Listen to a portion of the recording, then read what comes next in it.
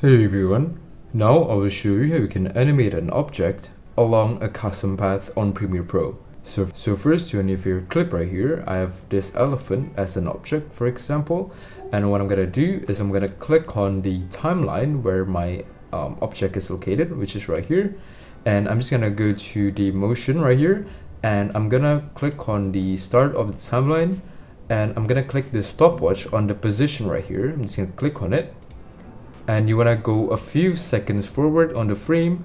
Let's go around this, which is 3 seconds, and after that what you want to do is you want to just move this elephant into your desired location. Let's just put it right here.